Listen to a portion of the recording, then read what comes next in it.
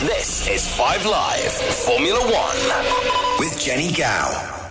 Well, good morning and welcome to our coverage of Free Practice 2, a 90-minute Free Practice 2, which is something to get excited about. But Suzuka is very grey, overcast and wet. Suzuka circuit. It's great to be back after a 2-year break, but the planned session isn't quite going to go to plan, because this was meant to be a Pirelli test for an hour and a half where they could gather lots of lovely data for next season, but no dry running. And Jack Nicholls, that's annoying for Pirelli. I mean, they get to go again in Austin and try and get a little bit more data, but they really hope to bag a lot of information. They will bag nothing. Yeah, I think that basically it's the regular hour, but with a bolted-on extra 30 minutes so that they can run a test tyre. But it's a slick test tyre, and they won't be running any slicks. Well, no, it's gone. It's gone. I don't think there'll be any. I don't think there'll be any slick running by the end of this. What do you mean it's gone? Sorry. I mean, the test is gone. Yeah, but whether or not. But we could get. We might end up with a bit of slick running at the end. Maybe if it doesn't rain anymore and we get lots of running, but I don't really see it happening. So no. Yeah, we've got. So that's frustration for Pirelli, but I don't know. There are bigger problems in the world than Pirelli not getting a tyre run. There certainly are. Mick Schumacher's got a few of those, because unfortunately for him, had a kind of big crash, but it was on the in-lap, which is most curious. When we were in Free Practice 1, he's done a lot of damage to the car. Andrew Benson, the BBC's chief F1 writer, let me bring you in on this, because that is an awkward timing. It's an awkward situation for Mick Schumacher, and it's done quite a bit of damage. Change his chassis, so he's not taking part in this second session. But the bigger picture that I think you're referring to, Jenny, is that his future in Formula One is up in the air at the moment. It looks like he's not going to have a seat next year, because it looks like Haas don't want to keep him. He does still have an outside chance of staying on, I'm told, but it doesn't. But it's not a strong one. And one of the reasons that they don't want to keep him is he keeps crashing, and he hasn't been that quick either. But at a situation where they're making coming to the point where they're making their final decision as to whether to continue with Mick Schumacher, in that context, to then stuff it at Suzuka at 180 miles an hour when the session's not even running anymore, wasn't the best move. Why does he forgive me, does Schumacher bring money, or is it more like the name brings the cute, or like what? How, I don't really know how that works, because he's not like a Latifi, right, who demonstrably brings money. I believe he came with Ferrari money, because he was a Ferrari young driver. Okay, so since that goes, then it's not been confirmed that that's going yet, but it looks like he's going to lose that too, it would appear. They do apparently have a German sponsor next year, Haas, so that he ticks that box, but then so does Nico Hülkenberg. I believe he also has some personal sponsorship money that he brings to the team, which is also a little bit useful. But awkward timings for Mick Schumacher, and you can guarantee Nico Hülkenberg, standing on the sidelines, probably dressed in his Aston Martin uniform, is going, oh, that's all right then, as he is one of the candidates being lined up potentially as a replacement in that Haas car. Sam Bird, let's bring you in, Formula E driver for the Jaguar team. Not the ideal conditions. Earlier on today, it was Fernando Alonso. Yes, stopped the press in a wet and intermediate tyre running session, who topped the timesheets. Who do you think is going to top the timesheets after this session? Good afternoon, Jenny. Good afternoon. Konnichiwa. Konnichiwa. Who is going to top FP2? In all honesty, I don't know. I mean, if all things fair, everybody's out on the track at the same time. My head and my heart say Max Verstappen, as I think he's the quickest guy with the quickest car right now. However, it was really nice and refreshing to see Fernando Alonso doing a great job in the Alpine. I think their car looks quite strong and competitive in these cold, wet conditions. Mercedes didn't look that competitive. Ferrari look okay. Red Bull obviously look very strong, but Alpine look quite good as well. Well, Mercedes didn't get a huge amount of running. George Russell had a replacement power unit. They put in his Saturday and Sunday power unit, actually, because they had an oil leak. So they were down on running and kind of missed the window as well. But let's see who gets into that window now. A reminder, another chance for Max Verstappen to win the title this weekend. He'll do it if he gets the fastest lap and wins the race. Other permutations as well. Jack, I'm sure we can get into that in the next hour and a half of frenzied running on a damp Suzuka circuit. Well, there's a few drivers sitting down in the cars, so that's a positive. The clock is up, and we have 1 hour, 29 minutes and 42 seconds, 41 seconds, 40 seconds on the clock. And we'll see what happens over the next hour and a half. So low grip conditions is the message from the FIA, and the quickest time earlier in free practice 1 from Fernando Alonso was a 1 minute 42.2. So that's the sort of benchmark to measure conditions on. But as I say, Ricciardo in the car, not got his helmet on or anything yet. Max Verstappen has his overalls around his waist, so he's not quite yet set to go. But it's always interesting in these wet conditions of how much running you need to do, how much you need to learn. Because do you learn less in wet conditions than in dry conditions, Sam? How does it work? Because, you know, if this were a dry session, people would be doing 40 laps or so. You learn what you need to learn in those conditions. So you're not going to learn anything for the dry if it's absolutely soaking wet. And vice versa, if it's bone dry, you're not going to learn anything about the car in wet weather conditions. When you set a car up for the wet, you have to raise the car, you have to add softness into the car, and you need to normally add downforce. Those are things that you don't necessarily do when you want to go quick in the dry. So I don't think they don't translate, basically. Well, hashtag BBC F1, of course, if you want to get in touch. Jenny mentioned those permutations earlier on. I won't give you the whole list, but as she says, basically, if Max Verstappen wins the race and sets fastest lap, then he will be the world champion of 2022, his second Formula One world title, and he will then have as many world titles as Fernando Alonso. That's how easy it is to win 2 world titles. It amazes me. In fact, me and Andrew were speaking about this off air. It does amaze both of us that the man in front of us on the screen right now, has only got 2 world titles. Because he's held in such high regard. I think I feel like he's almost been shortchanged. The fact that he's only got 2. I feel like he needs it, or deserves, with his skill set and talent, he deserves as many as Sebastian Vettel. Do you think, is he the most legendary 2-time world champion? Like in 50 years' time? For me, yes. Jim Clark. Jim Clark's more legendary than Alonso, surely. Well, probably at the moment, yeah. We certainly, when people compile their greatest driver lists, most times Jim Clark will be higher than Alonso. Is there a Jim Clark, Daniel Kvyat, because he died while he was still racing? I don't know. I don't want to get into that. Jim Clark was an all-time great. No, but you know what I mean, because that's sort of, a career cut short. Is sort of what I mean by that. I don't know, but I'm too young to have seen Jim Clark race, but he was obviously one of the greatest drivers of all time. There's no question about that. I mean, the thing about Alonso, it's funny you said that he should have as many titles as Sebastian Vettel. He should have, by rights, 2 of Sebastian Vettel's titles if things had not gone, badly for him in a way that was nothing to do with him. So in 2010 in Abu Dhabi, he was going to win the title if Ferrari hadn't completely messed up their strategy. Does that sound familiar to anybody? 12 years ago. And it's still happening.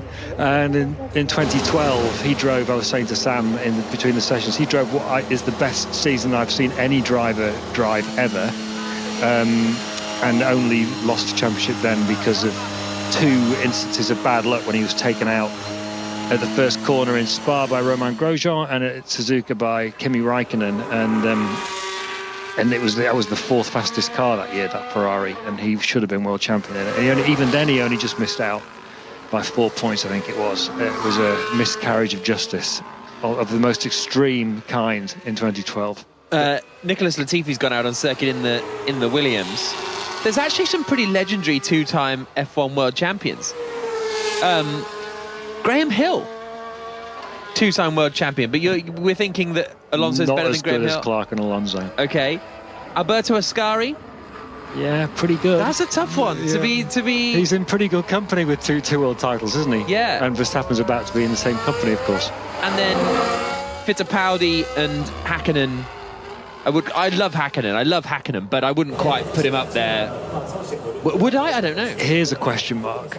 Are those names that you've just pulled out of the hat as legendary two-time world champions, are they better than some of the three-time world champions, particularly thinking of Nelson Piquet and Jack Brabham?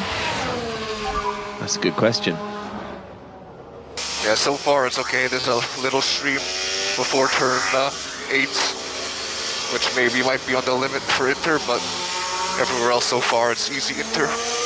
Copy that. Let's go out. Go out. That's Nicholas Latifi on the full wet tyre saying it's kind of easy Inter. There's a few little streams, but in general they should be on the intermediate tyres. I'd even throw Niki Lauda in the mix a little bit as well. Honestly, as a three-time world champion, you'd have to say Clark, Ascari, Alonso. Am I putting all of them above Niki Lauda as well? I think I might be. Fascinating stuff.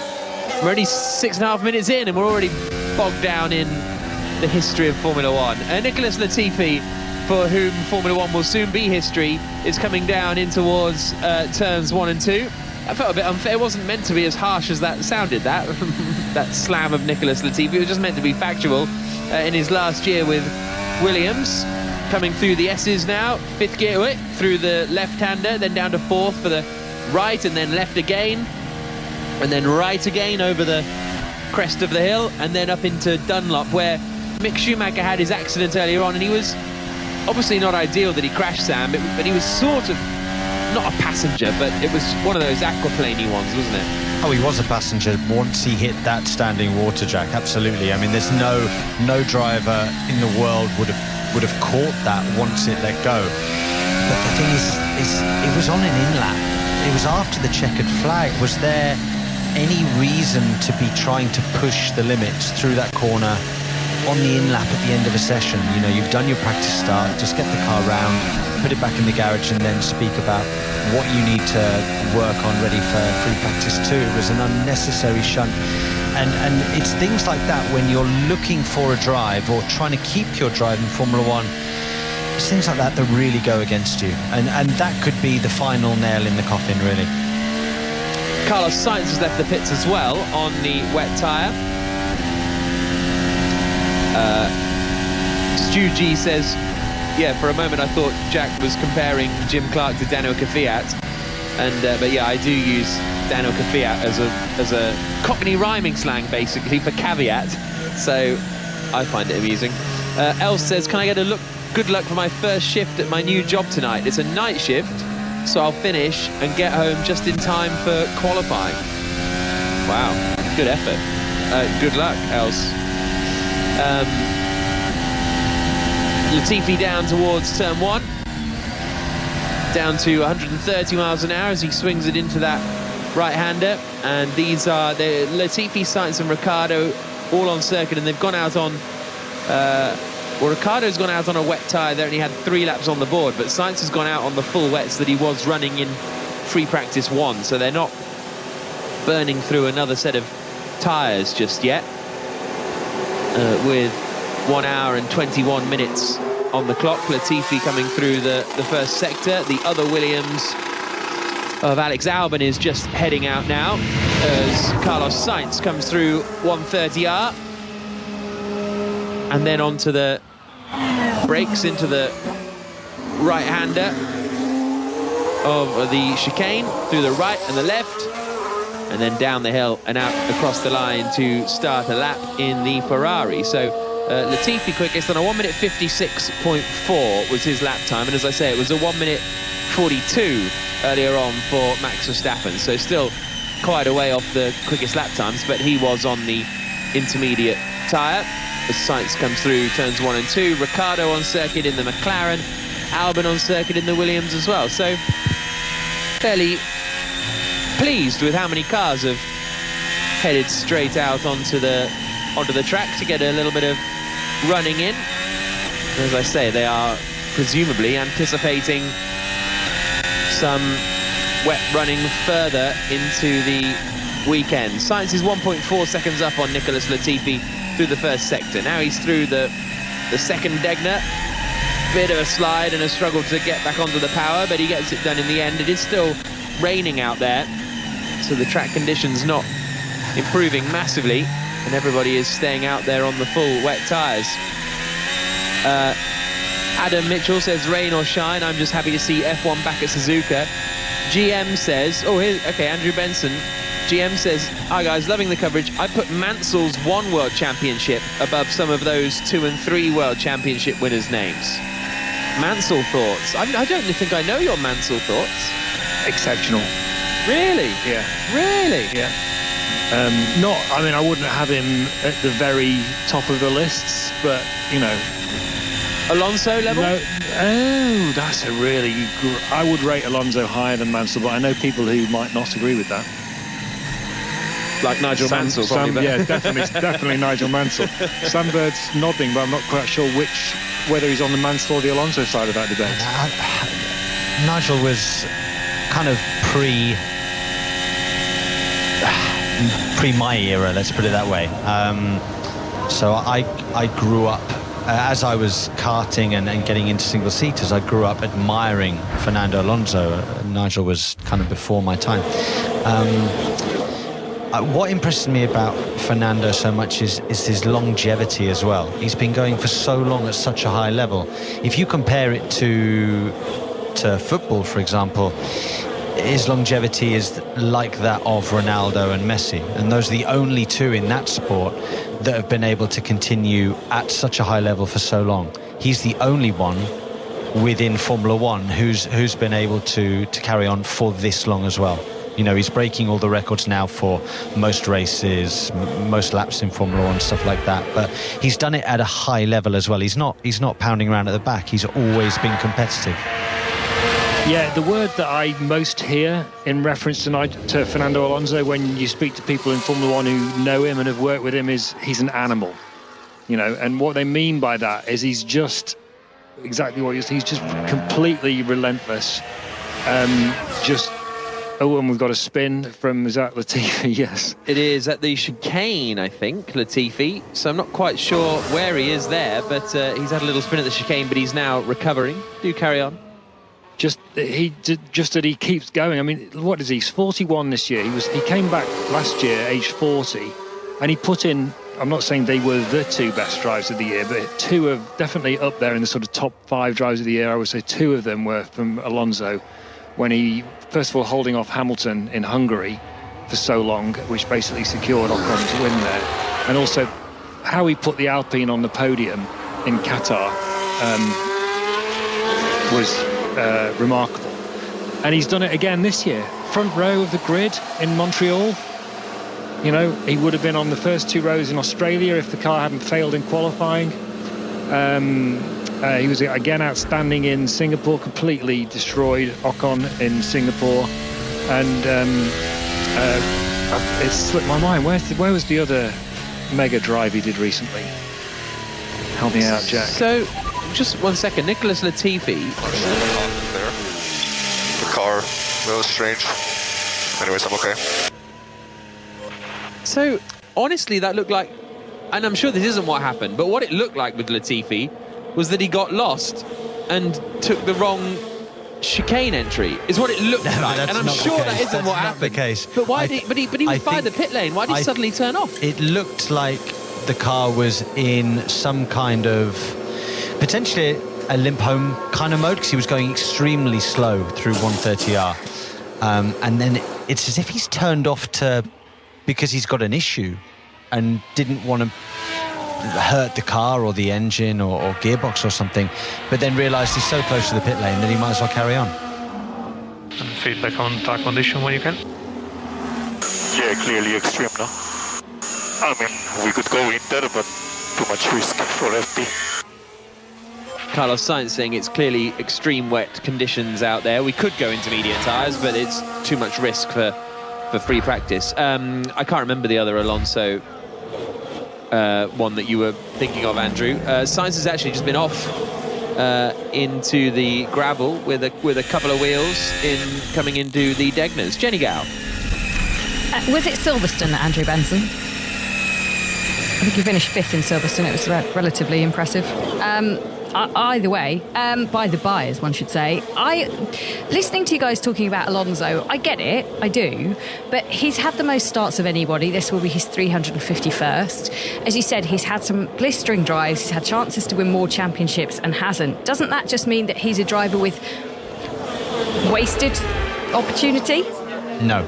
I mean, that's very critical in another world, but he's had so many opportunities and he hasn't taken it. Is he the Hulkenberg of World Championships? The only time, Jenny, when he's been in a car that's been really capable of matching another car to win a world title were his 2 years at Renault, when he won 2 world titles against one of the greatest of all time in Michael Schumacher and Ferrari.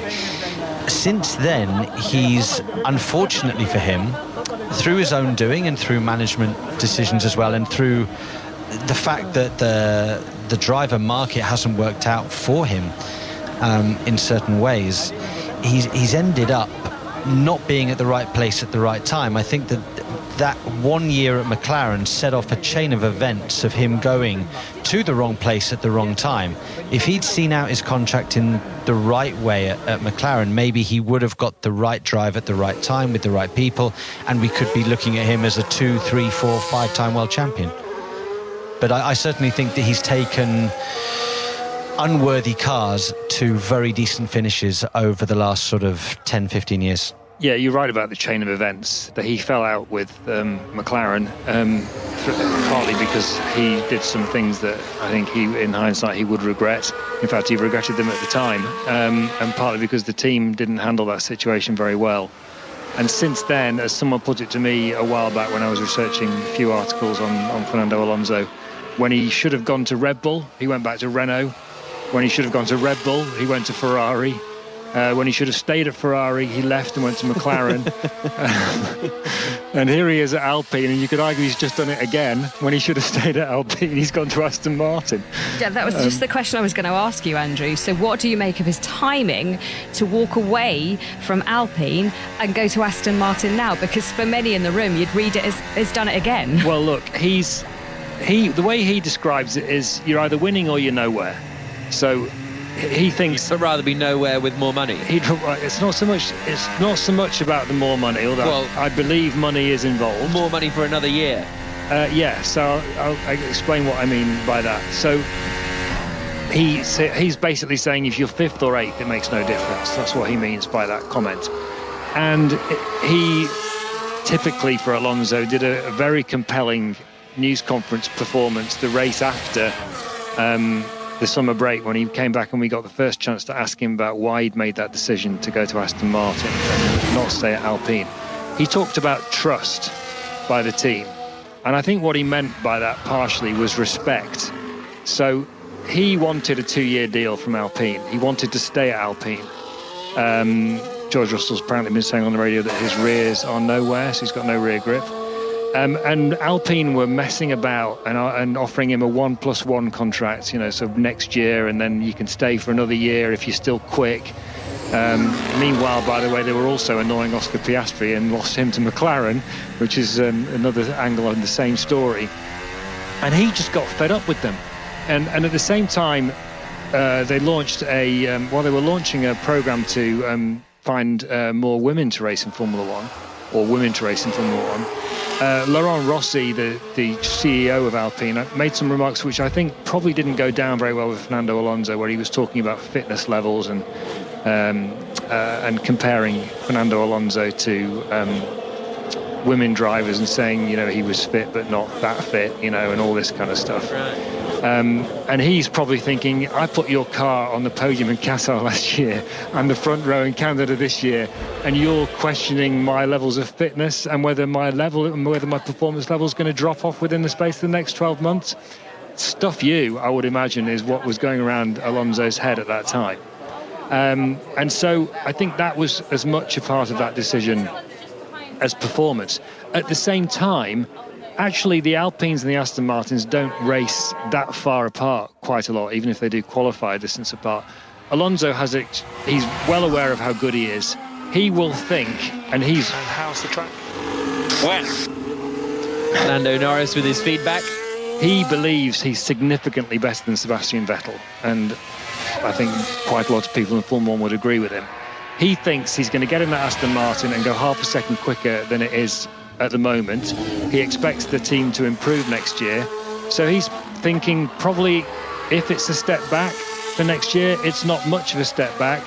And I've got a team that wants me as opposed to a team that's messing about and has managed to lose its 2 drivers. You do. He's got a team that wants him, Andrew, but he's also got a team where his teammate is the son of the boss. Now, Fernando in the past, and I know this, I think, from good sources, is with his contracts, he always tends to get updates and upgrades prior to teammates, which is good for him, not so good for the teammate. Sometimes explains a little bit of the time deficit, also outlining his great driving, but he does tend to get the good things first because he wants to be number 1 driver. How will Lance's father deal with that if Lance gets upset about the fact that Fernando's getting things, upgrades, etc. first? Well, I know the subject of Fernando Alonso and his general reputation came up at Aston Martin before they signed him. And I know that the people who wanted to sign him went to Lawrence Stroll, the team owner, and said, are you ready for this? Do you know what this is going to mean? Fernando Alonso is by far the best driver available to us next year. We want to sign him, but it's going to mean a whole load of stuff. It's going to mean you can't mess about with updates. You can't give them to Lance before Fernando. And it's going to mean that Lance has to shape up because this is another level. And apparently, Lawrence Stroll, to his credit, if this is true, said, yep, okay. If Lance has to shape up, he has to shape up. And actually, what Lawrence wants Lance to be world champion. He's made that very clear. And he doesn't want him to be beaten by just anybody. But I'm told that he doesn't mind so much if he's beaten by an Alonso or a Hamilton. Interesting. Rather than a Sirotkin or an hour and 7 minutes to go. See, this time's flying by. And Carlos Sainz is quickest on a 49.615.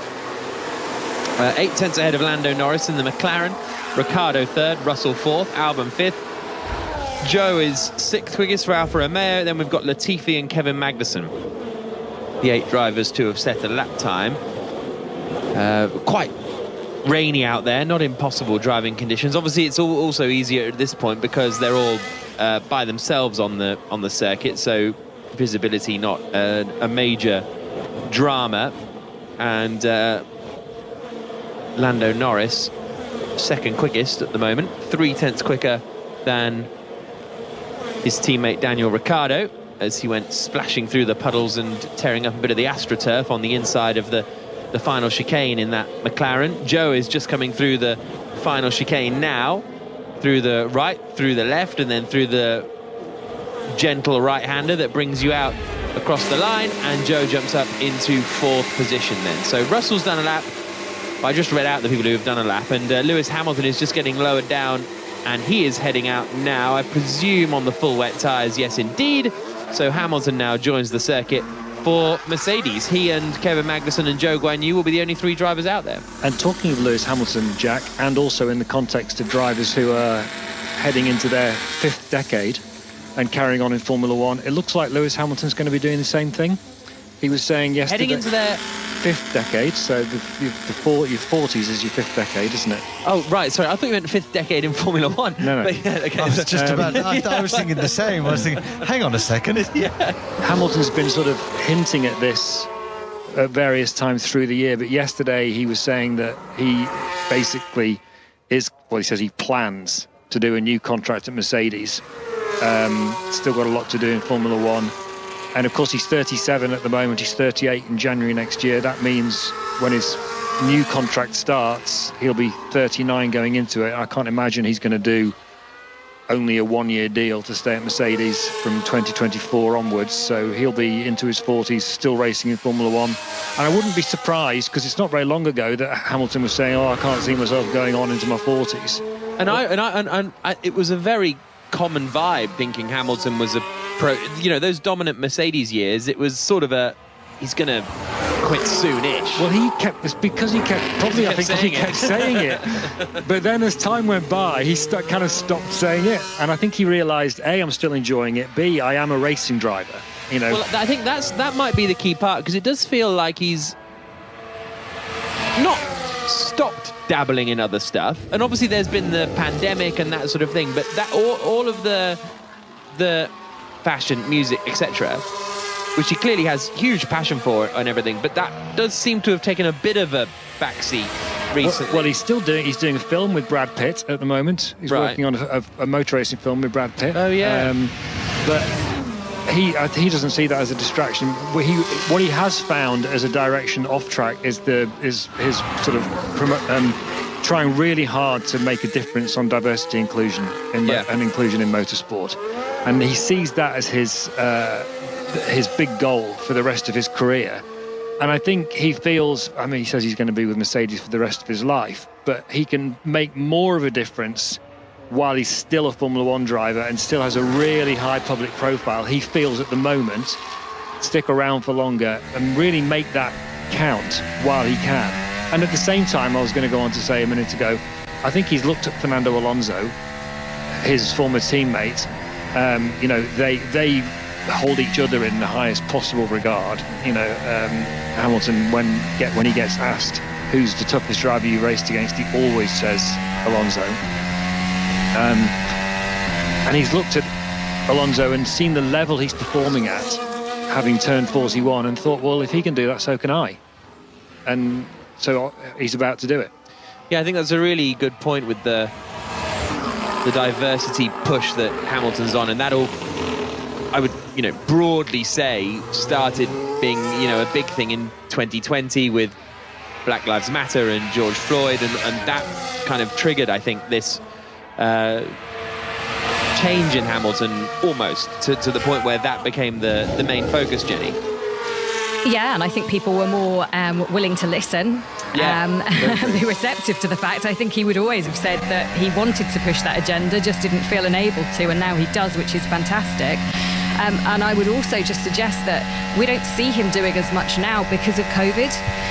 He doesn't want to get COVID again. He's had it several times, and he does have a worry about picking it up again. So we've seen kind of a curtailment of some of those things that he used to be seen to do a lot. Like he didn't go to the Met Gala this year, for example. He always goes to the Met Gala, bought a table when he could. So I think he still has all his passions and they're all there. I just don't think he's able to get so involved with them as he has done before COVID. But I think he's still one of the most rounded individuals that we have in Formula One when it comes to like his off-track action. Yeah, absolutely. And he's just gone quickest. A new set of wet tyres for Hamilton because he didn't run any earlier on today. So he's done a 1 minute 49.489. His teammate George Russell is the first driver to go out on the intermediate tyre. And that is the tyre he was running earlier on. And he's looking like he's going to be doing the fastest first sector in a moment here. George Russell coming up through the left-hander of Dunlop now, through sector 1. And he does indeed go quicker than Hamilton in the first sector, so we'll see that lap time fall. No driving yet from Verstappen, Vettel, Perez, Alonso, Leclerc, Stroll, Ocon, Schumacher and Bottas. Meanwhile, Carlos Sainz has done 6 laps. George Russell has done 6 laps. Yuki Sonoda has just gone 4th fastest in the AlphaTauri. Russell is coming through the middle sector with an hour and 40 seconds left on the clock. Sonoda, as I say, just gone up to 4th quickest, a 10th quicker than his teammate Pierre Gasly on that last lap. and Russell is the only driver out on the intermediate tyres. I think AlphaTauri could be very interesting next year in the fact that you will have potentially pretty much a rookie in Nick de Vries. I know Nick and raced against him many times, and I think he's a super talent. But Yuki Sonoda will be the team leader. I think it's an interesting place for AlphaTauri to be. They've had Pierre Gasly, who I think has been a strong team leader for them over the last sort of 3 years. But going forwards, having Yuki, I know he's had 2 years now in Formula One, but is he a team leader? I mean, we'll find out, I suppose, next season. He's still just really young, Yuki Sonoda, isn't he? I'm just going to have a look. He's 22, Yuki Sonoda. So, yeah, this is his 38th start this weekend, but still only 22. Nick de Vries is 25, I think. No, he's got to be older than 26. that. As we see Russell nearly go off purple sector 1, but then 27. very wide. 27, Nick de Vries. But yeah, Russell's gone quickest, 1 minute 46.891. But yeah, de Vries 27, Sonoda 22. Jenny. Question then: can you come into an F1 team not having driven lots of F1 as a newbie, let's say, next year, and still be a team leader? Because he's led other teams, just not in Formula One, I suppose. And I kind of feel like he'll come in and just take over as team leader automatically. I don't even know if that's possible to do. De Vries is a really, really smart He'll be man. fine. He'll be fine. Yeah. I find it interesting, though, that the less good of the two Mercedes Formula E drivers is the one that suddenly everyone in Formula One is talking about, and because the better one, who got dropped by Formula One a couple of years ago. For me, I don't particularly disagree with you, honestly. If I had to hire Stoffel Van Dorn or Nick de Vries, look, it's a really tough choice because they're both excellent. I would be personally leaning towards Van Dorn, and that's the sort of this weird thing with de Vries, where suddenly everybody's clamouring for him, and wow, everybody needs Nick de Vries. We want to get him. We want to sign him. We want to sign him. Oh, we've missed him. It's like, well, but there's loads of other good drivers out there, and so it's a very weird scenario. They're both brilliant drivers, but I think. But if you missed out on de Vries, why wouldn't you go for Van Dorn? You know what I mean? Like, I think he's locked into his. But if you're going for Formula E drivers, then you could pick 10 guys on a similar level. But I think that the cards just fell from. As we see a replay of George Russell just getting it wrong a little bit on the exit of what's that right-hander called? Degner. And running very wide. That won't do that floor any good at all. Going back to Nick de Vries, he was just in the right place at the right time. He's done a very good job with Mercedes, with Aston Martin, with Williams in some testing and some free practices. And obviously Van Dorn wasn't there that weekend because de Vries was scheduled to do FP1 with Mercedes. No, sorry, with Aston Martin. He did that. And it wasn't his best session. There were some mistakes there. He didn't do too many laps. But then Albon got ill, and all of a sudden, because he's there as the designated one that weekend, he gets the opportunity to drive. Now, if Van Dorn had got that P8 and done well in the race in Monza, who's to say that it wouldn't be Van Dorn in de Vries' shoes right now? It just so happened that he's the one that got that drive at that time, did that job, and therefore he's getting the opportunities and he's being touted as the latest and greatest. But it's also a situation that there aren't that many drivers around. People, AlphaTauri wanted Colton Herta and the FIA wouldn't. Let's not get bogged down in it now, but they wouldn't make an exception for his super license. Obviously, there's been a big debate in Formula One about whether that was the right thing or not. Then it was, and they still look like they're going to be letting Pierre Gasly go to Alpine as long as Alpine pay them the compensation that's required of them. I think that will happen. So now they've got a gap. They've got to fill it with somebody. The Red Bull driver program's dried up. So, okay, well, let's put in someone who looks like he might be pretty decent. Also, I think you want someone who's going to be in that car. If you've got Yuki Sonoda in the other one, you want someone who's got experience. You want someone who looks like he's going to be reliable, competent, trustworthy, stable. And I would say that De Vries, with his experience, and as you say, Sam, he's obviously a very talented driver, he's going to tick a lot of those boxes. It's a low-risk choice for AlphaTauri when they've got a seat to fill alongside Yuki Sonoda, I would say. Yeah, no, I don't disagree at all. The Sonoda has just changed onto a set of the intermediate tyres and is now coming up into the hairpin left-hander. His teammate Gasly's just gone third quickest on the intermediates. Hamilton's gone faster than Russell by 9/10 of a second. So Hamilton quickest now on a 44.2. So we're only 2 seconds away from the lap time set earlier on. So it's the rain's easing off by the looks of things.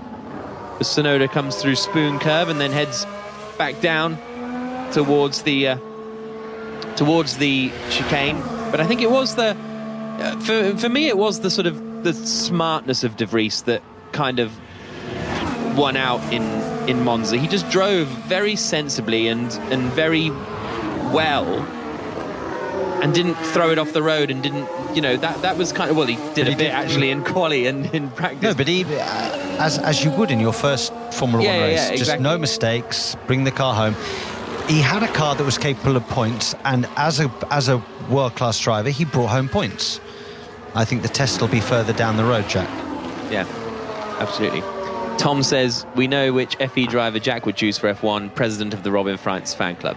Yeah, 53 minutes and 30 seconds. Would you? But that proves my point. Robin absolutely on his day would fully deserve a chance in Formula 1, of course. Yeah.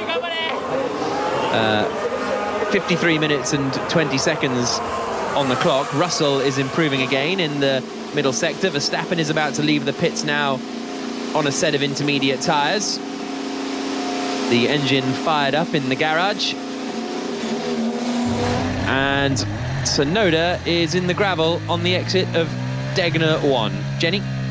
Yeah, on Sonoda, it was weird. He came in for that pit stop for them to put him onto Inters from the wet tyre, but they lost a tyre somewhere.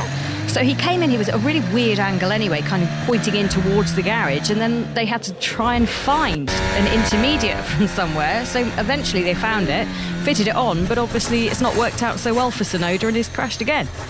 He went deep in the gravel there, locked up the right front coming into Degner, and we've seen a few people get a little bit wide, but he just kind of went straight on almost. Now he had the rear just had a little bit of movement on entry. That then translated to a small lockup, and all of that meant too much speed going into the apex and missed the corner by a mile.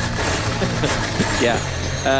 Russell improved on that last lap, but he's still 2/10 slower than Hamilton's 1 minute 44.3. So Sonoda has been off the road. There's also a yellow flag out there in sector 11. So who is that? Oh, it's Leclerc. Charles Leclerc at the hairpin, quite deep in. Might have just avoided the wall because it's quite deep gravel out there. No, he's got to be careful getting it out, Jack. Make sure. Oh, it's well done there. The trick is to bring the clutch out very, very, very slowly. Otherwise, you will spin and you bury yourself in a hole. But he's got it out. I presume that's just a front lockup that he's not been able to stop. He's on an out lap as well. Yeah. It's his first lap on track. Off on the out lap's not great, is it? It's a bit better than binning it into the wall at Dunlop on your in lap, but barely. So has he hit the wall? No, he hasn't hit the wall. So the gravel has slowed him down enough that he managed to get away with it. But you called it about right, Sam. Here's his radio. The front left is in a strange shape. I don't know, I think it's quite a bit damaged. Not from the lockup, and before that, just going out the garage, he just looks and feels bad. Copy. So Leclerc basically saying his front left feels a bit sort of weird and damaged, not from the lockup, but from before, I guess. You can get this with some tyres individually or some tyre sets where they just don't feel like other tyres or tyre sets that you get given. I've had it in other championships and the one that I'm currently in as well, where you drive out on a set of tyres and it doesn't feel right. There's something within either the structure or the compound that doesn't feel the same. And maybe Charles is saying, look, that front left doesn't feel structurally as strong, which then affects your grip and performance as the other 3 tyres. 50 minutes and 5 seconds on the clock. Max Verstappen is out on circuit now, coming through the first sector. He is about a tenth slower than George Russell in sector 1. Perez has done the fastest middle sector of anyone. You just heard a bit of wheel spin for Verstappen coming out of the hairpin. Now he comes into Spoon. Sonoda goes 3rd fastest. Whoa, Verstappen getting it turned around the second part of Spoon in the end. And we'll get his middle sector split here. It's looking pretty quick for Verstappen. As he comes through now, he's half a second up on Hamilton's time, but Hamilton is improving on this lap as well. Sergio Perez goes 3rd fastest, 1.2 seconds slower than Hamilton. Verstappen onto the brakes, bouncing over the curbs on the insides of the chicanes, out across the line, and Verstappen goes to the top of the times, a 1 minute 43.571, 7 tenths quicker than Hamilton, but Hamilton is quicker than Verstappen in sector 1, so these lap times swapping around as Hamilton now is coming through the second part of Spoon. A little twitch on the rear, but keeps it all together. Heading towards 130R now. Leclerc goes up into 10th place on his first lap on the intermediates, so 3 seconds off the pace for Charles Leclerc. Hamilton doesn't look like he's going to beat Verstappen here. Through the chicane and out across the line, and Hamilton's going to remain in second place. He closes the gap a little bit. No, he gets Verstappen right at the end. Gets Verstappen right at the end by 0.03 of a second. Didn't look as though he was going to, but then managed to pull it off. But Verstappen's improving on this lap as well, so just getting quicker and quicker. Yeah, so when the track is extremely wet, drivers can do multiple laps in a row on the extreme wet tyre and get quicker and quicker. When it's time to do the crossover from wet to the inter, you'll tend to see people maybe doing out, push, cool, push on the extreme wet. And it's the same with the inter as well. At the beginning, when it's the wettest that the inter can take, people can do multiple laps, which is what is occurring right now. But as we get towards a drier circuit, I don't think we're going to see dry today, obviously, but a drier circuit, drivers might have to do a cool down in order to get a little bit of heat out of those inters, because otherwise they're overworked and you tend to lose grip. Verstappen about to come across the line, and he goes back to the top of the times, 4 tenths quicker than Lewis Hamilton. George Russell has gone quicker than Verstappen has in sector 1 though. Full order at the moment: Verstappen, Hamilton, Russell, Bottas, Zhou the top 5, Perez, Sonoda, Vettel, Albon, Latifi the top 10, Ricciardo, Norris, Leclerc, Stroll and Gasly the top 15, Magnussen and Sainz the 17 drivers to have set a lap time. Mick Schumacher won't be taking part in this session after a crash after free practice 1, and Fernando Alonso is the only other driver in the pits. Ocon has just gone 3rd quickest on his first lap. Sainz now goes up into 3rd quickest, so Ocon drops down to 4th, so I imagine we'll see Alonso out fairly soon. As we approach the halfway point in the session, here comes George Russell out across the line, and he now goes to the top of the times, and that is just over a tenth quicker than Max Verstappen. Jenny. Yeah, Fernando Alonso's just in the car asking for his gloves, so he will be heading out shortly, all part of their plan. Clearly, he didn't fancy the extra running that this 90-minute session would have given him the chance of having. And just on that, this was meant to be the 90-minute dry tyre test for Pirelli. Now, clearly, conditions haven't gone their way, so it looks like they will reschedule. They were already doing it in Austin, but now looks like they'll be doing it in Mexico as well, which isn't really the ideal place to go tyre testing, but needs must. So that's the plan at the moment. What's the forecast for Austin? I haven't looked. Nice? Or rain? Here's Verstappen's radio. I'm unnecessary a little bit mid-corner. Mid-corner understeer for Max Verstappen is his feedback on the radio. Mid-corner understeer, which then translates to exit oversteer, because you haven't turned the car enough mid-corner. So yeah, Jack, I would agree with that. Austin weather looks all right. 32 degrees. Obviously, I can only see up to next Friday, but maybe there'll be a storm coming in after that. Jenny? Yeah, I concur with you. At the moment, it's still too far to get an accurate weather reading even for Austin. But at the moment, the temperatures are high for this time of year. They're around 30 degrees as a peak temperature, which is higher than we're used to. There have been some cold Austins. Freezing cold, but then we used to do running a lot earlier. Do you remember getting up in the morning at like 6 o'clock to go to the track, and it would be still dark and freezing cold, and then as the day went on it would get warmer and you'd be like, okay, this is good now, I can bear this not 6 degrees. Yeah, but then you'd be in the bar by 3. It was great. Those were the days when F1 ran because of us rather than the fans. Exactly. 45 minutes to go in this second free practice session ahead of the Japanese Grand Prix this weekend. Joe is improving on this lap, so is Perez, so is Vettel.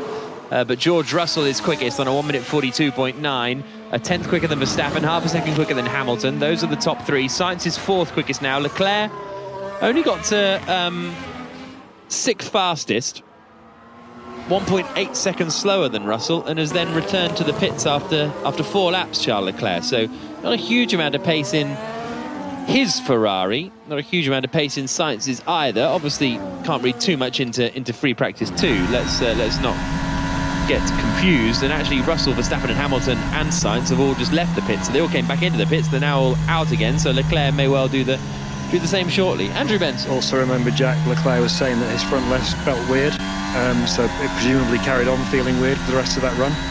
Yeah, we'll see whether he comes out on a new set if he does emerge again from the pit lane. Perez is improving on this lap, as I mentioned, but he's still a second down on George Russell as he comes into the chicane. Currently 13th fastest, Sergio Perez. This will probably jump him up to about 6th place, but I imagine slower than Esteban Ocon's Alpine, and he pits anyway. So into the pits comes Sergio Perez. Maybe he didn't have enough fuel to do another lap.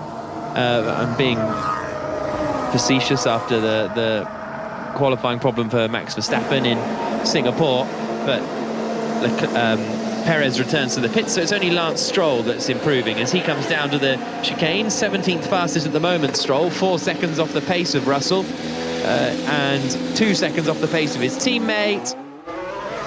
Doesn't really find any time there, only found a tenth of a second, so he's now 1.6 seconds slower than his teammate Sebastian Vettel, who's 12th fastest at the moment and is on a cool-down lap because he just improved on that last lap. Bottas is on a push lap now, and we'll see what the front runners do in a moment. 42.5 minutes to go.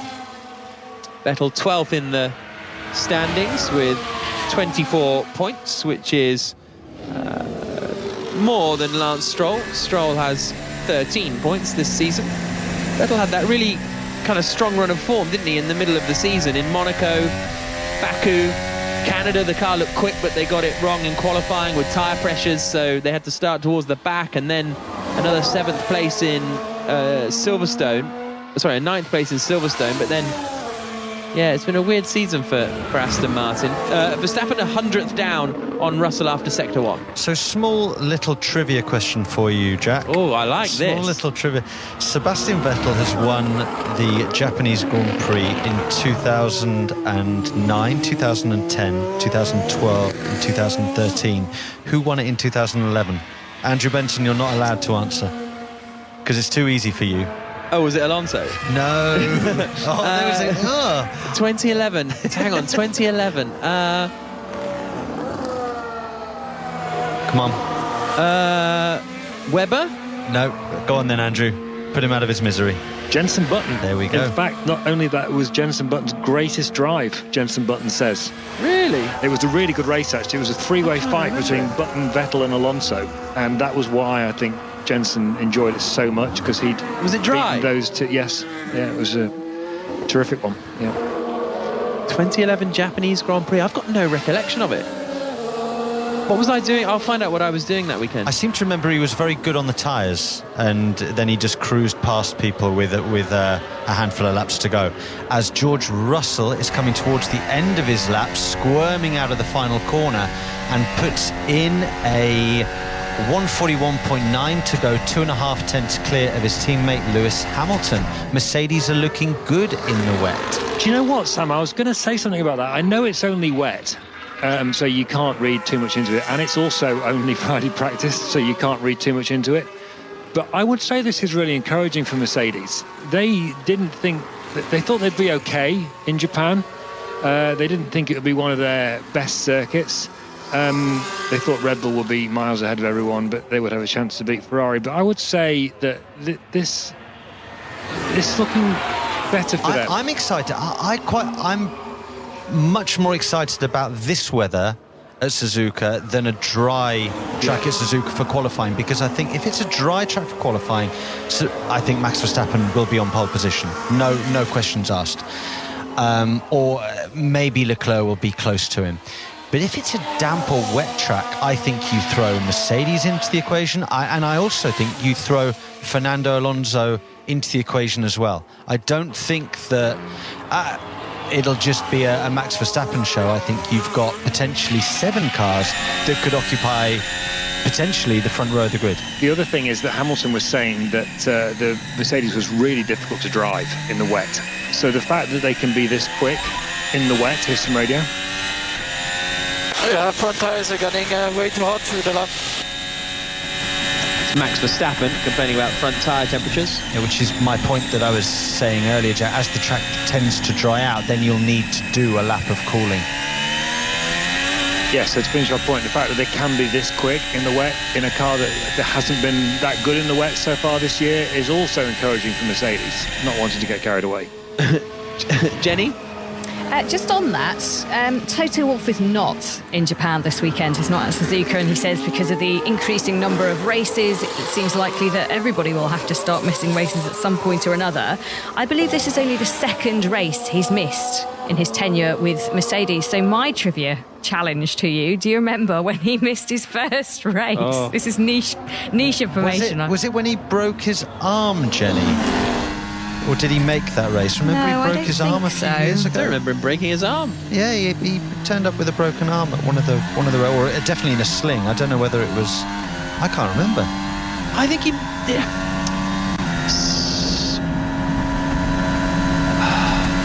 No, I don't think I've got it in my locker. I'm going to say Sochi 18. No, that would have been one to miss in fairness, but no. Brazil 2013. Oh, was that after the title was. What? No, Jenny, there's definitely been another one since then. Because if you remember, there was that time a couple of years ago when he was talking about, I'm going to miss a few races. I don't know whether I'm going to carry on as in this current role and what have you.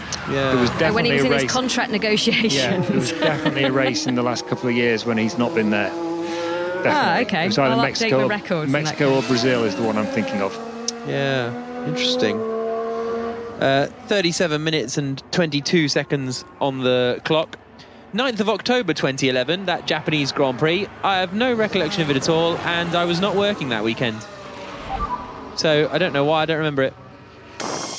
What's the weather forecast? It doesn't look like it's raining at the moment. If it is, it's very, very light. Yeah, we think there will be a bit of a dry window and then it should get worse. That's what we think at the moment. So that was... Ricciardo and Andrew Shovlin. It was Shovlin, that was it. I couldn't quite put the second voice in my head. So it was Andrew Shovlin, the second voice, saying we're in a bit of a dry window. So we'll see what happens. Russell and Hamilton are in the pits. Verstappen, Sainz, Perez, Ocon, Alonso and Zhou all out on circuit. Maybe you know what? Was it a good race, that 2011 Japanese? I might watch it. I might watch it later on old F1 TV. It's one to watch. Yeah, I might. 36 minutes and 13 seconds on the clock. Well, what's the best ever Japanese Grand Prix? That's the next question.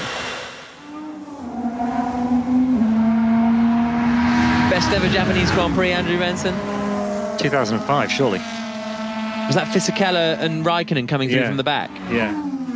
But the whole field came through from the back, more or less. Really? That was the 130R move with Alonso and Schumacher as well, same race. So you love reverse grids? I wouldn't say that, but that was a great race. Any others? What was 94? Was 94 Suzuka actually good, or was it just an oddity? It was good in the sense that it was an iconic race, and definitely Damon Hill's best drive. It was the one with the split aggregate timings because of a red flag in the middle of the race in terrible weather, and Hill beat Schumacher on aggregate by half a second or whatever it was, where I think he accessed a level that he never got to before or after that race.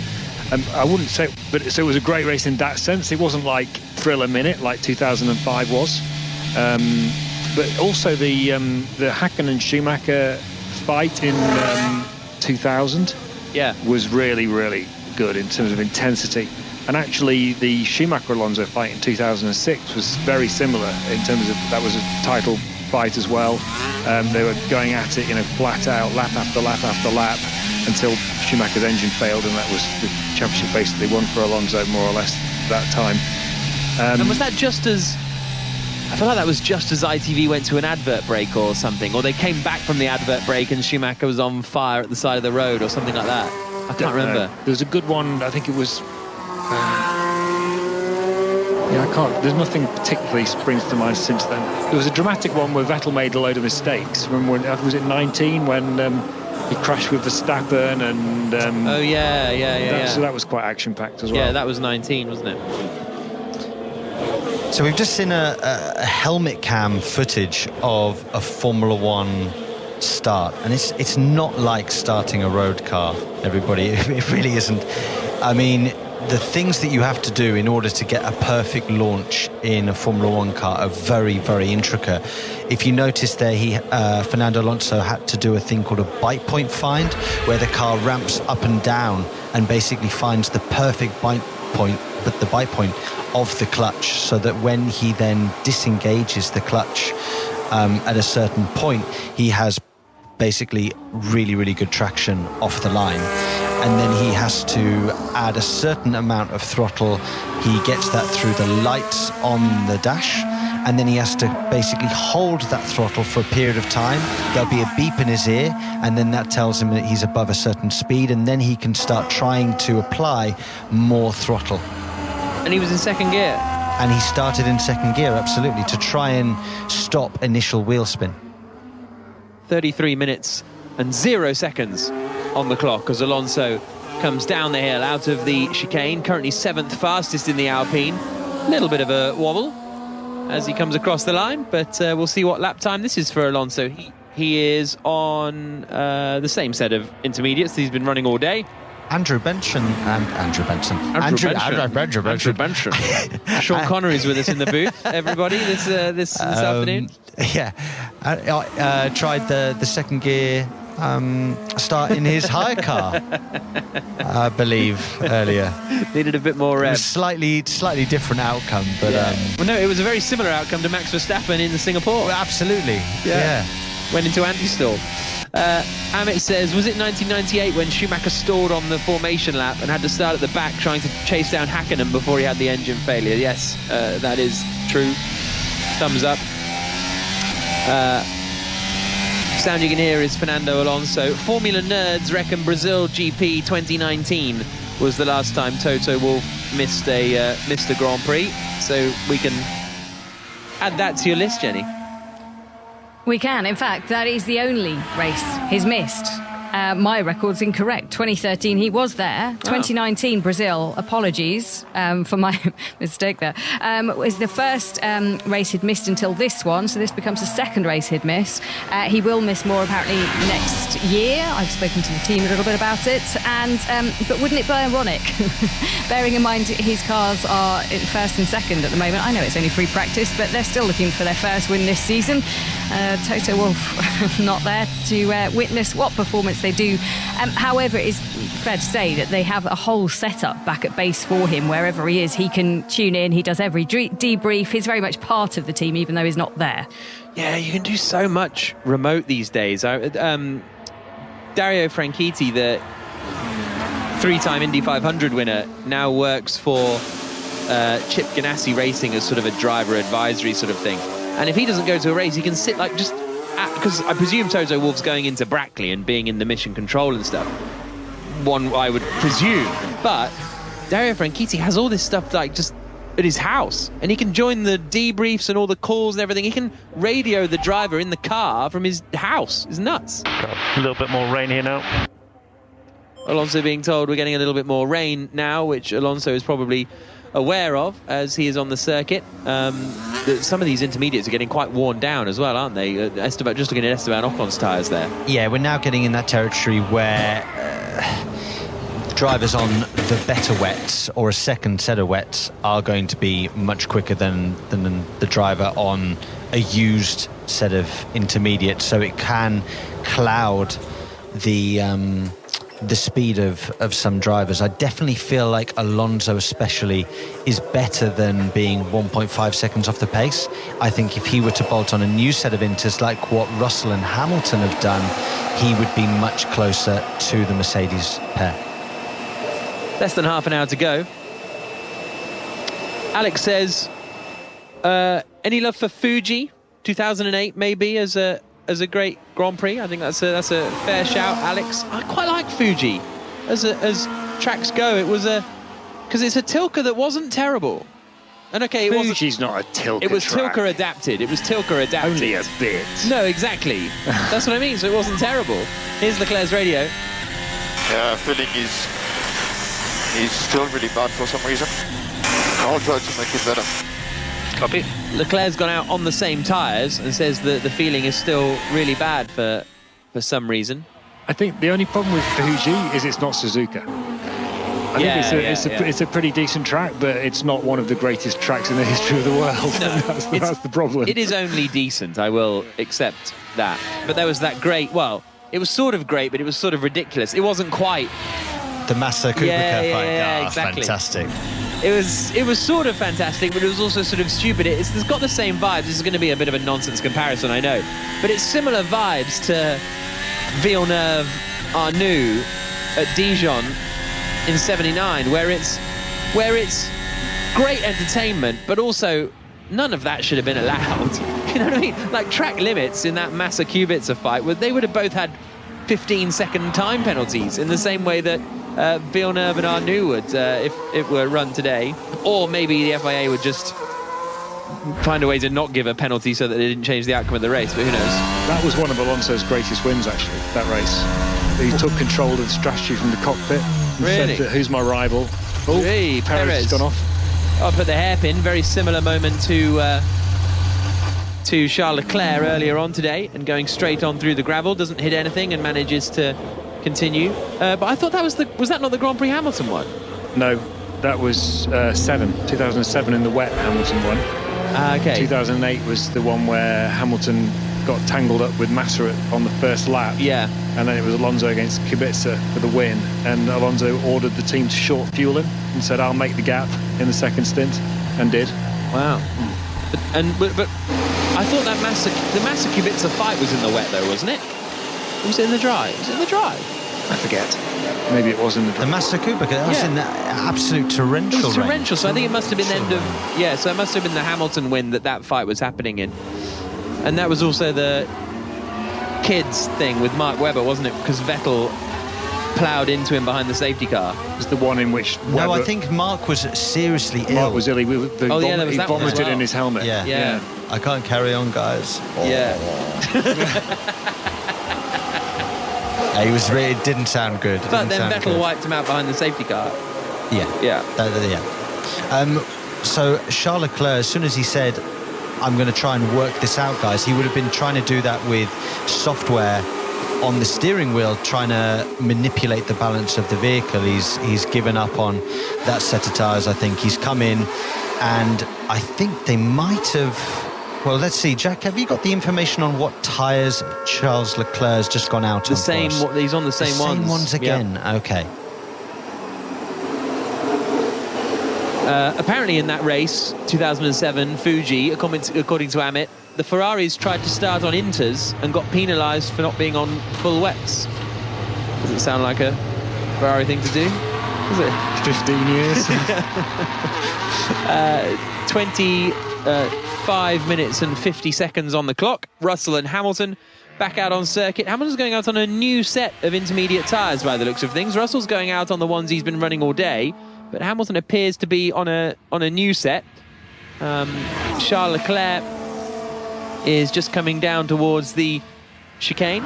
Ellie asking, why is this free practice half an hour longer than normal? Well, the plan was to test some new Pirelli tyres, but because they're dry weather tyres and it's raining, they won't be testing them, but they didn't shorten the session. So an extra bonus half hour for all of you hashtag BBC F1 listeners. And it's not too bad so far. I don't think this has been a bad broadcast. Leclerc into the first couple of corners, still on that same set of intermediate tyres, as he now comes into the S's, Jenny. Yeah, we heard him earlier on complaining when he went off that there was something that felt weird with his front left. Well, the team at Ferrari have been working on something to do with his brakes. Now they've obviously put him back out again, but if I remember rightly, last time out he had brake issues as well. So clearly there's something with that Ferrari that isn't performing as planned. So sometimes when you get a brake split, it's very difficult to switch on a certain tyre. So if that front left is too cold in terms of its brake disc, maybe he would be struggling to get that tyre up to temperature or get it to work. 24 minutes and 20 seconds to go. Hamilton on and out, so he's just been through the pits on those new intermediates that he's on. Leclerc is coming up towards Spoon through the left and then back on the power down towards 130R now. He is improving this time around, but compared to George Russell, he is 2.5 seconds down on the Mercedes driver as he now comes towards the chicane underneath the Ferris wheel. Through the right, through the left, and then back on the power. And where's this going to put Leclerc? Maybe up a few spots. He's currently 10th, and he manages to move up to nowhere. 10th still for Charles Leclerc, 2.7 seconds away from George Russell at the moment. So it's not particularly rapid from either of the Ferraris, you have to say. Mercedes looking quick out front, both 0.8 of a second clear of Verstappen and Perez, who are 3rd and 4th. Carlos Sainz is 5th. Alonso is 6th, Bottas, Ocon, Zhou and Leclerc the top 10.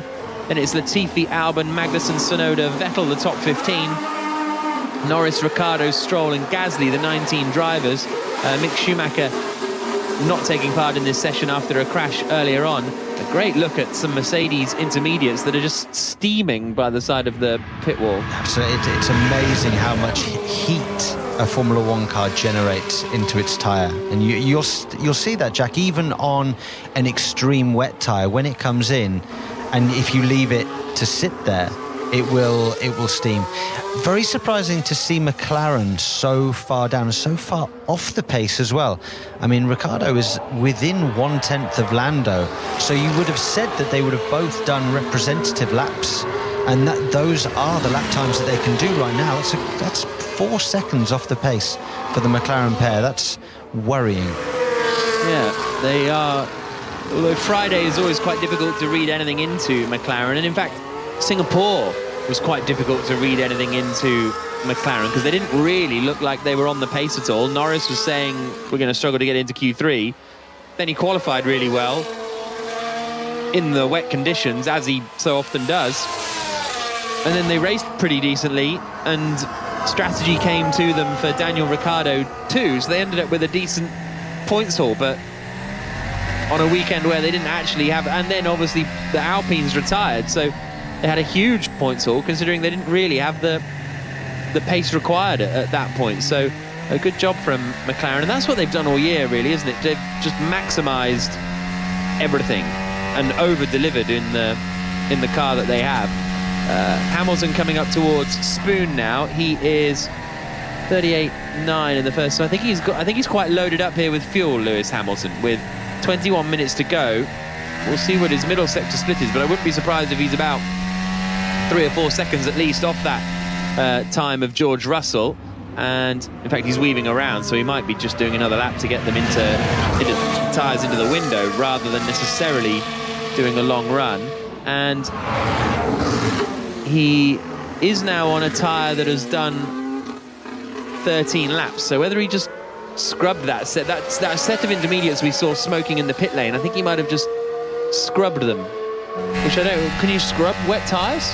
Yes, you can. Absolutely. Okay. Absolutely.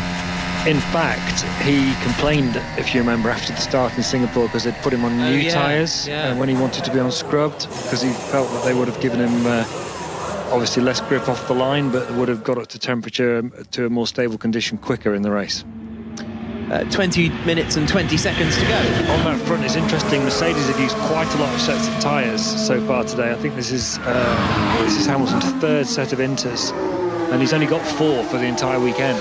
So they can't be, either they're being very careful with each set and not overusing them, or they're not expecting that much rain for the rest of the weekend, or a bit of both maybe.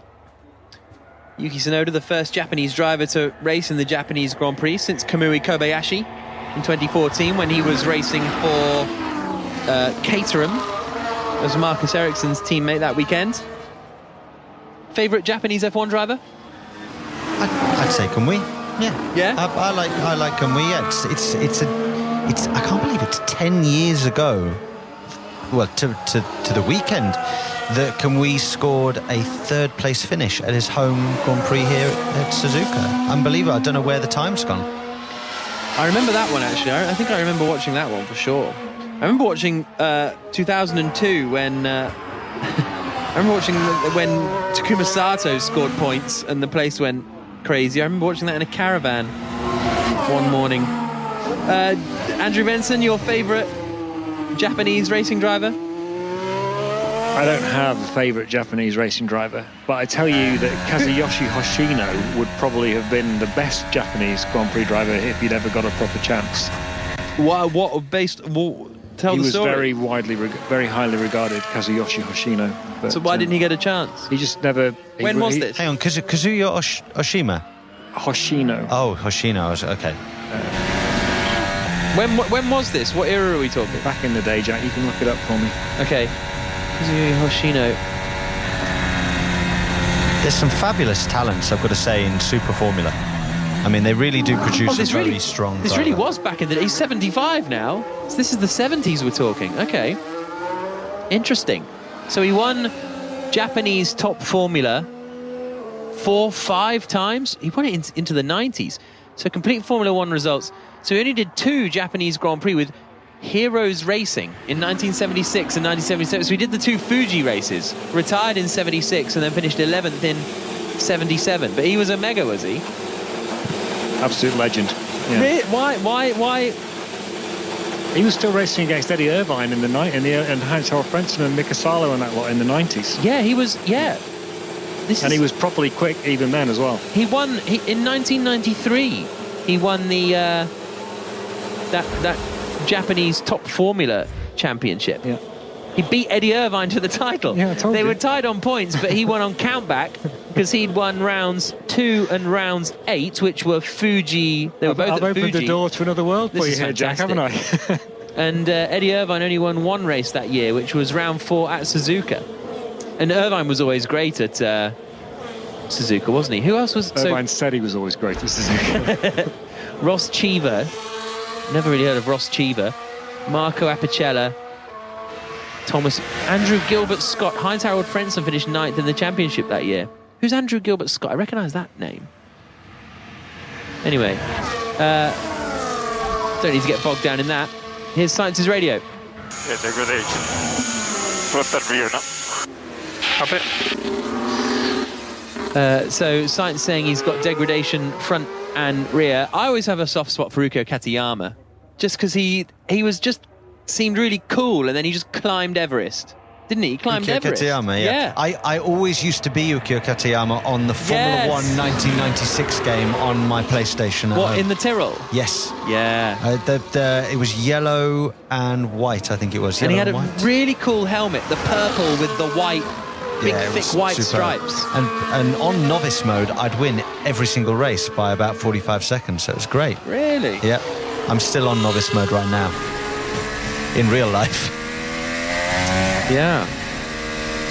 So we're seeing degradation now on Carlos Sainz. That's because the track is drying out.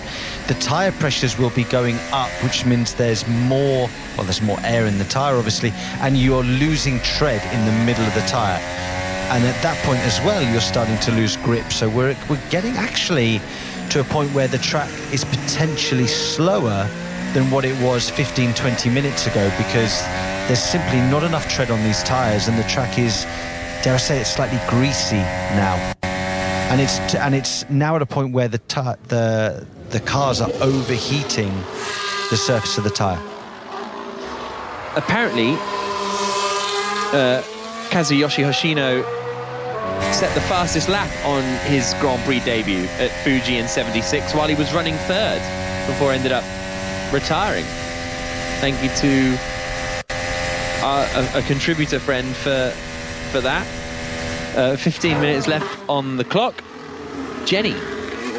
Yeah, just looking at McLaren at the moment, they're currently down as 16th and 17th. Now, they do have the update that they ran in Singapore on Norris's car on both cars. It's a bit of a different concept, all to do with the inlets, side pods, all of that sort of stuff that they're looking at still with regards to the philosophy they take next season at McLaren. But obviously, Norris had a good run out last time in Singapore, so Daniel Ricciardo has those on his car, but we don't think they've done a low fuel run yet, which is why they're currently down towards the sort of rear end of running. And a lot of work going on Kevin Magnussen's car at the moment. He's the sole Haas driver out there because Mick Schumacher's sitting out the session after a crash right at the end, kind of after the checkered flag of free practice 1. So they're changing his chassis. They're just doing setup work at the moment to Magnussen's car, though nothing dramatic. Okay, thank you very much for that, Jenny. This is great. This is great stuff from Kieran. So, confusingly, the 1996 F1 game was based on the 1995 season. So the yellow Ukyo Katayama car was the Minardi in F1 97. Yes, that's the one. Yeah. Yep. Kieran, I salute that instant knowledge. That's honestly exceptional. That's one of the best tweets for me we've ever had on BBC F1. I love that just instant level of pointless knowledge. Love it. Thank you so much. So what we're seeing now is, I think a lot of people have kind of given up on the session now, because yeah, that's why I'm reading all these tweets out. But I'm going to explain why they're giving up the session. Basically, because there's such a limited amount of wet weather running tyres available on any given weekend, and we've had now 2 free practices in the wet. There's only so... And the track is drying out. You don't want to overuse the inters. Now, people could go out and stick on a new set of inters and go to the top of the timesheets, but then you'll be hampered for the rest of the weekend. So quite a few guys now have parked the car. They've said, right, we've learned what we needed to learn for the wet, and we'll save the tyres for tomorrow and potentially Sunday if there's wet weather on the way. Jenny? Yeah, I think the Pirelli test was also officially called off quite close to the beginning of this session. Now, if they were doing a slick, of course, we all thought they wouldn't be able to do that, but run plans were still kind of leaning towards doing Pirelli tests. So I just wonder if they've kind of run out of run plan, because they're so used to doing an hour now. They don't need an hour and a half, which I think can only be a good thing in the life of Formula One. Yeah, I think also in a wet session you're always a bit more sort of flexible anyway, aren't you? It's always a bit more, when's the rain coming, when's it dried up, when's a good time to be on circuit. So I think there's some of that element to it too. Sainz is still on circuit in the Ferrari, 5th quickest, but he comes across the line to do a 45.9, so he's about 4 seconds off the pace in his lappery at the moment. 11 minutes and 40 seconds to go. Quite a lot of you getting frustrated that we haven't mentioned Takuma Sato. Miles says, best Japanese drivers. No one's mentioned Takuma Sato, still driving an IndyCar. And Daniel says surely Sato as well. I think there's a fair argument that he's a double Indy 500 winner. I mean, he's probably the best. Amazing. Yeah. I would say. I think he got an F1 podium for BAR, I'm pretty sure as well. The producer reckons it was the 2004 US Grand Prix. I'll check that, but Yeah, I just love Kamwi's style. I think he's great fun. I think what he's done, not only in Formula One, but the lap that he put in at Le Mans for me is unbelievable. And also his 3 quotes about what he experienced in Formula E in Hong Kong will forever make me chuckle. What did he say? So we were asked in the media pen after the race in Hong Kong what he thought, what you think of the race in 3 phrases, and he just said no breakfast, no lunch, no radio. Yeah, I remember that, which actually. makes you already a hero. I forgot about that. Was that his only race weekend for Andretti? That was indeed, yeah. 10 minutes and 15 seconds remaining. That man earlier who was dressed in full Sebastian Vettel kit with the helmet and everything is now in the paddock and taking photos of Daniel Ricciardo, who, beat him in 2014. So we'll see whether there's any bad blood there between pretend Sebastian Vettel and real Daniel Ricciardo. Less than 10 minutes to go in the session. No one has improved for a while. The order is still Russell, Hamilton, Verstappen, Perez, Sainz, the top 5. Alonso, Bottas, Ocon, Zhou and Leclerc, the top 10. Latifi, Albon, Magnussen, Sonoda, Vettel, the top 15. And then Norris, Ricciardo, Stroll and Gasly, the 19 drivers. Not a huge amount. Gasly's done 10 laps in this session, but hasn't really set a super time. Sonoda's just coming around the final corner to do another lap, so maybe some long running for Sonoda. 48.0, so that's actually only 3 seconds slower than he's managed previously, so maybe a bit more fuel in the car for Sonoda, but it's certainly not the sort of a start of a race kind of stint, with 9 minutes exactly on the clock. Yeah, long running. We haven't spoken about long running. I've got a man sat next to me that knows much more about long running than anybody else on the planet. Mr. Andrew Anyone Benson. else in the commentary box, maybe? Well, but that's not hard, though. Rude. Well, I decided not to bother logging any laps this session because there was no point. Are you going to bother writing a website story? I am this you time. are for this one? Okay, fine. I'll even update it later, Jack, with more information. Oh, really? Yeah. 8.5 minutes to go. What have you made of this session, Andrew? Or what have you made of the day? Well, it's a day where you can't draw any conclusions, isn't it? But I would say... Are you surprised how much running we've seen? Yes, so that's point one. Surprised by how much running, how many tyres the teams have used, which I think suggests that they all think that the weekend's going to be largely dry. And I would also say that, as I was intimating earlier, I think this is a good sign for Mercedes on a track where it wasn't among the ones that they would have picked as their strongest, and they're not that great in the wet either, or haven't been. Certainly weren't at Singapore last weekend. To be 1-2, it's a positive sign for them. I wouldn't want to get carried away by it, but positive sign.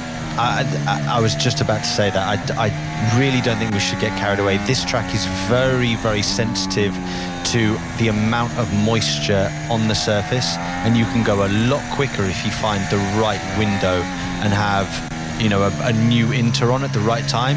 You should be or can be very close to the top of the timesheets.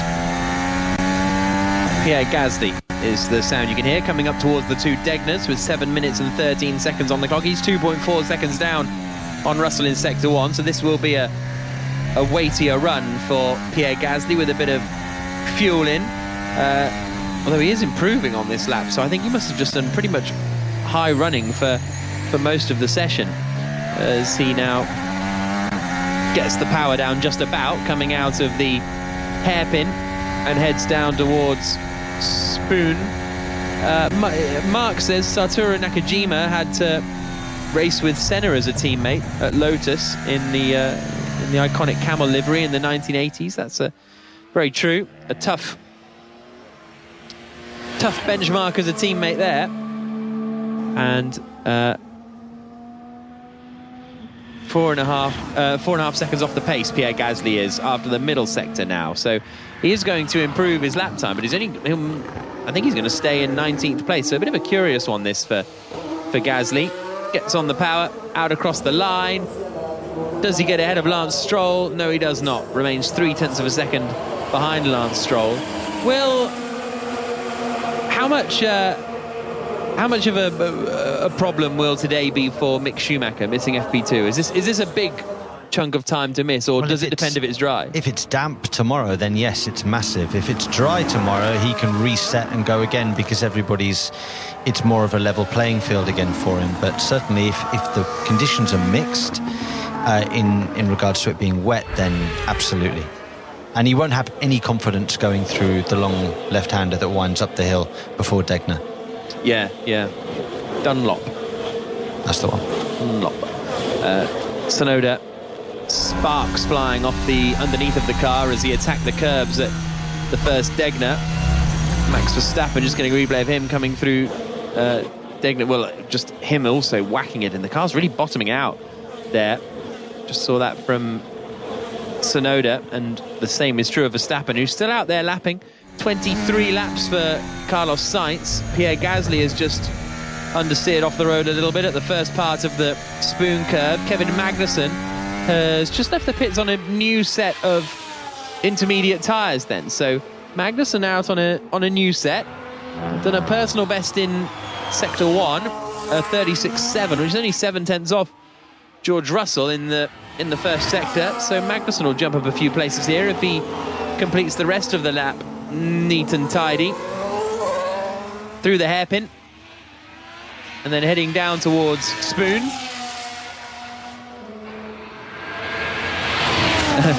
And Jesse says, surely the BBC F1 chat about best Japanese driver ought to include Taki Inui. I think, Taki Inui, a legend in his own way. Highly amusing man. I never met him. I'm not saying I've met him, but just on the socials and everything, he's very, very funny. Magnussen 8/10 down after the middle sector on George Russell. Not the greatest F1 career though for Taki Inui, but I think he would accept that. Well, I think he does lean into that, to be perfectly honest.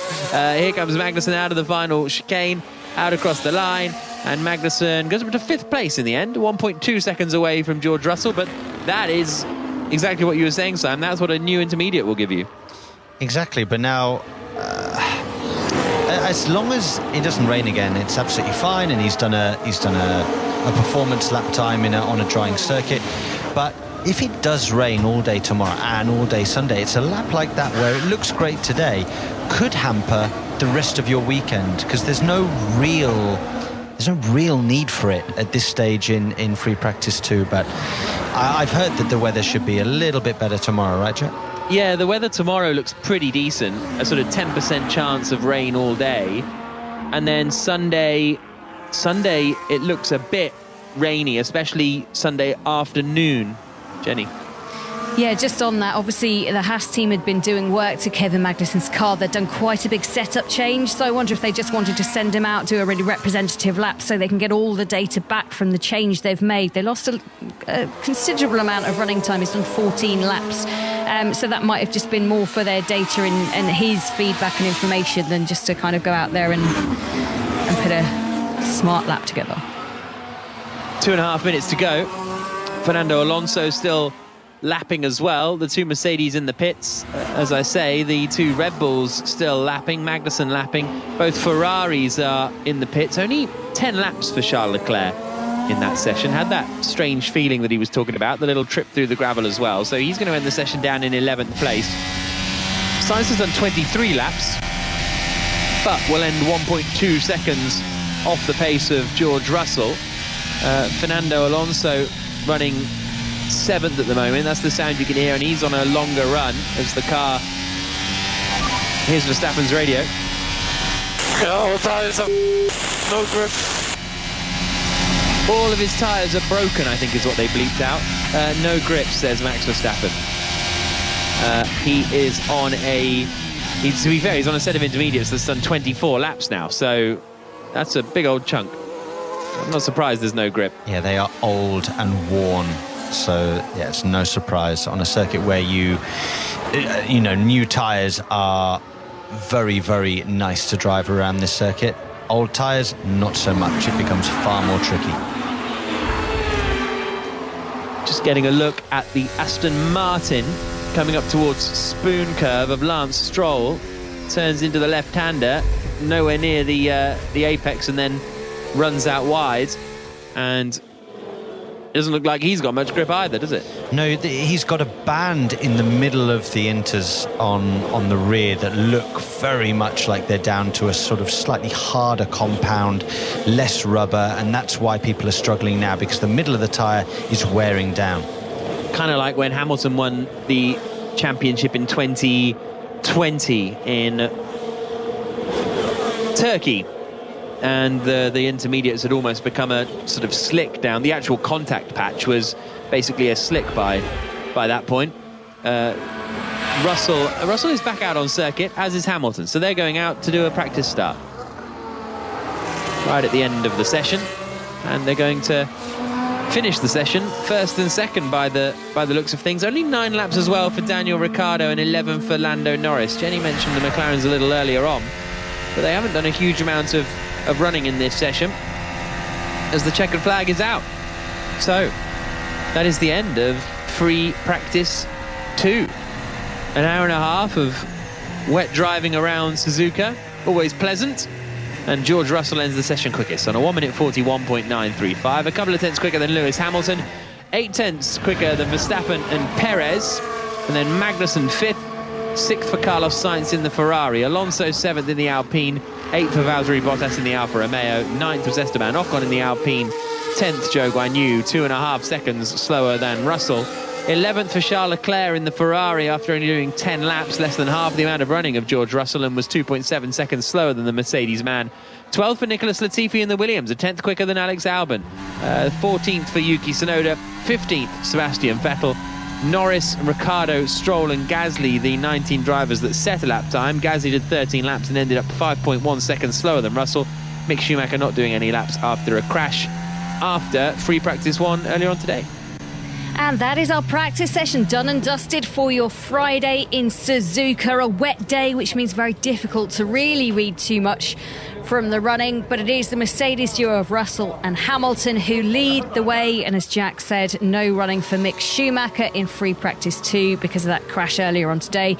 He'll have a lot of confidence building to do tomorrow, when Sam Bird, we are expecting drier running tomorrow, and that could change the complex of the day. It changes everything, so tune in tomorrow, guys, and you'll see who will be on pole position for the Japanese Grand Prix. Well, it also means you've only got an hour to get ready for qualifying now. If it is going to be a dry one, you've only got an hour. You've only got a couple of sets of tyres. That's why simulators are so important, Jack. They will have done a lot of laps today, yesterday, in the weeks just gone by on the simulator, and these simulators are so accurate. They can get them within half a tenth of what the real car does, and it genuinely performs like the real car. So setup tuning will have been done. They will have a decent baseline. They know the cars now. We're into, the 18th race of the season, so I'm sure everybody will be up to speed very, very quickly indeed. One man who will need to be up to speed tomorrow is Charles Leclerc. He is the only man really who can stop Max Verstappen from winning if he were to win the race tomorrow. Needs to finish second, and hope fastest lap goes elsewhere as well. But he didn't have the best of days today, struggling with brakes, struggling with the tyres, had a little run-off as well, Jack, and he's going to have to find something tomorrow, isn't he, if this World Championship is going to be pushed over to America? Yeah, but today could be completely irrelevant over the course of the weekend. I think that's the thing. Interestingly, most people lining up on the left-hand side of the grid to do their practice starts because it's really quite wet on the right-hand side. But yeah, the Leclerc thing will be a bit of a concern for Ferrari, but it could be entirely irrelevant if tomorrow they end up with the quickest car in dry conditions. Fair point. And Sam, pole around here.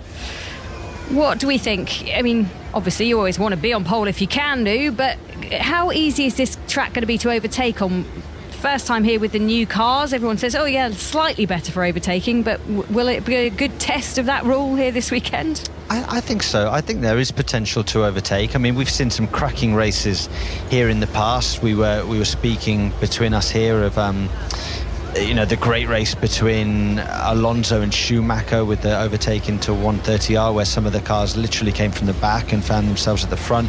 It can happen.